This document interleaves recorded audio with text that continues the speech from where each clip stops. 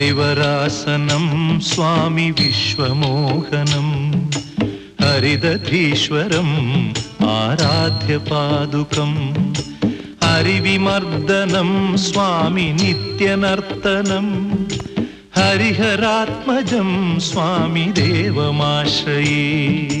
शरणमय्यप्पा स्वामी शरणमय्यप्पा शरणमय्यप्पा स्वामी शरणमय्यप्पा।